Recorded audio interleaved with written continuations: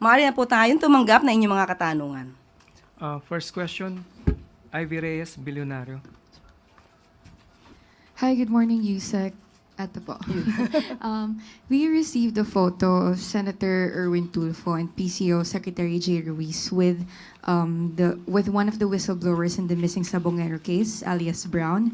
What's the palace's take on this, ma'am? Ang nakausap po natin mismo ay si Secretary Jay Ruiz.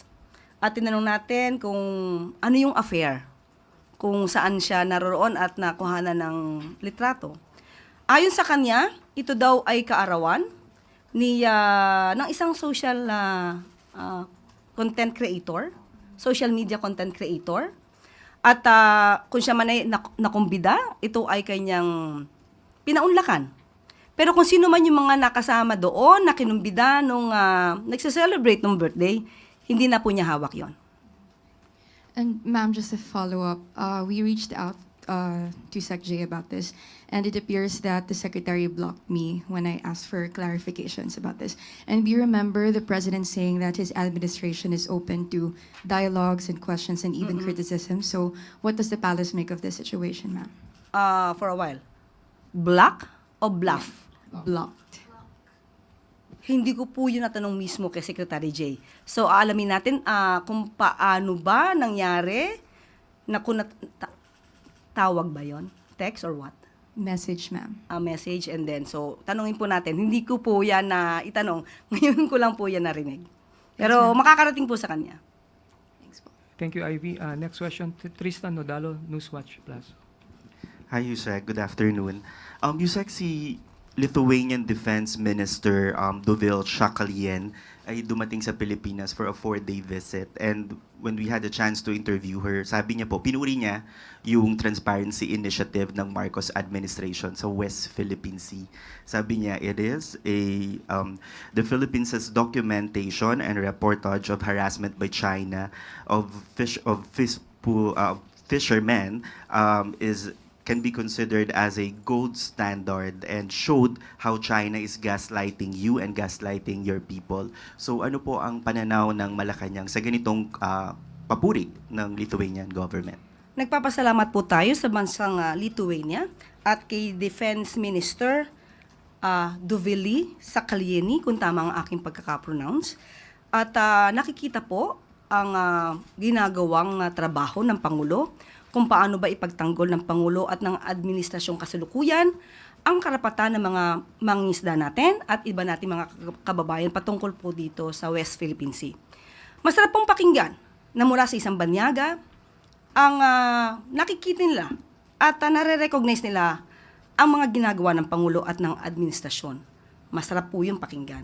Ang masakit pong pakinggan, kapwa nating Pilipino o kaya Filipino public servant, ang hindi magkaroon ng stance patungkol sa West Philippine Sea. At hindi nakokondina pa ang ibang mga ginagawa ng ating Pangulo pagdating sa pagtatanggol sa mga mangingisda at karapatan natin sa West Philippine Sea. On another topic naman po, yung Duterte's lead counsel, Nicholas Kaufman, had an interview po sa The Hague kahapon kung saan tinanong siya about the statement of Justice Secretary Boying Remulla na tiniturn over na raw nila sa ICC yung investigation ng drug war dahil po may mga na-destroy na evidence dito sa Pilipinas, so they could no longer push through with the investigation. But ang sabi ni Kaufman is, what I do know is that my client, former President Duterte, had nothing to do with destroying any evidence in relation to the drug war. Ano po ang komento ng Palace dito? So, if that what he knows, then so be it. Yun siguro yung kwento sa kanya. Kaya yun lang din ang lalabas sa kanya mga pananalita. Pero may mga follow-up lang doon sa question na yun. May mga nakarating po sa palasyo na yung drug war evidence ay mga nasira na rin po or hindi na talaga may investigahan din based on mga pinasang impormasyon sa palasyo. Wala pa pong pinakadetalye na babanggit si SOJ Boying Remulla at alamin natin kung anong pa itong mga ebidensyang kanya nabanggit. Pero of course, kinikilala natin ang naging findings nitong si SOJ Boying Remulla. Yusek Claire. Okay? Sure. Ivan? Sorry, if I may. Yung hingi lang po ako ng update, baka meron po tayong announcements on resignations that have been accepted. Baka may update po kayo. Yes, meron po tayong update. Tinanggap na po ang resignation ni Miss Ana Puod. At yung pangako ko sa iyo tungkol sa gusto natin pag-graduate at makapunta sa upper middle income country, nakapagbigay na po ng mensahe sa atin at isi-share ko na lang siguro sa iyo mamaya. Isa lamang dito, ibubuot ko na lamang, ang gagawin ng pamahalaan ay lalong palakasin ang macroeconomic foundation at ipagpatuloy pa po ang mga reforma sa infrastructure, education, innovation at digitalization. Pati na po ang ease of doing business like the Create More Act. Pati po ang PPP or Public-Private Partnership Code. So makaasa po tayo na magiging positibo tayo para po makamit natin at makarating po tayo sa upper middle income group. Thank Sa you. panahon po ni Pangulong Marcos Jr. Thank you, Ivan. Harley Valvena, PTB4.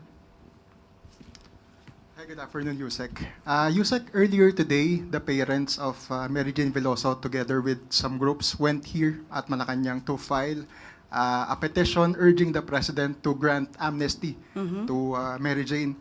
They are wishing po na sana, before the SONA of the President this July, ay mag-grant na yung amnesty. So, your thoughts on this po? Wala po ako ngayong kaalaman in particular kung kailan po nadala yung sulat, pero makakarating po ito sa Pangulo at kung wala naman tayong malalabag na batas at ito'y kakabuti ng ating kababayan, makakakuha naman tayo po malamang ng positibong reaction dito. Thank you, Harley. Yusek Claire. Good news mula sa DOE at DOH. Mahakbang para sa napababain ang konsumo ng kuryente at gastos ng mga healthcare facilities sa bansa, ikinasa na. Sa layunin na ma-reduce ang energy use at cost ng mga public health care facilities, lumagda ng isang Memorandum of Agreement ang Department of Energy at ang Department of Health nitong Huwebes. Layunin din ng kasunduan na paigtingin ang pagpapatupad ng solar solutions for government, energy efficiency, and renewable energy in public buildings program. Sa ilalim ng kasunduan, mas bibigyan diin ang paggamit ng energy efficient and renewable energy technologies katulad ng solar panels, LED lighting, inverter-type air conditioners at smart meters. Ayon din ito sa Government Energy Management Program na target ang 10% cut na sa electricity and fuel consumption sa lahat ng mga government buildings. Magbibigay ng libreng technical assistance at equipment installation ang DOE. Samantalang ang DOH naman ang mag-a-assign ng coordinations sa bawat pasilidad para masiguro ang maayos na implementasyon ng programa. Mas maraming trabaho parating na para sa mga Pilipino. 31 food security projects na nagkakahalaga ng 18.7 billion pesos binigyan ng Green Lane certification ng DTI. Alinsunod sa direktiba ni Pangulong Ferdinand R. Marcos Jr. na palakasin ang local production at magbukas ng hanap buhay sa bansa. Mahigit 7,000 na trabaho ang aasahan matapos na i-grant ng Department of Trade and Industry ang Green Lane certifications sa 31 food security projects as of June 30. Kabilang sa mga proyektong ito ang pig production facilities, feed mill, cold storage, greenhouse vegetable production, dairy farm at wind-to-finish farm. Kasama rin sa nabigyan ng certification ang ilang malalaking coconut processing facility na inaasahang makakapagbigay ng 4,725 na trabaho at isang set ng breeder farms na magbibigay trabaho sa higit 1,000 mga Pilipino. Sa ngayon, 17 projects na ang nasa pre-development stage, 7 ang under construction, 6 ang operational na at 1 naman ang pre-operational.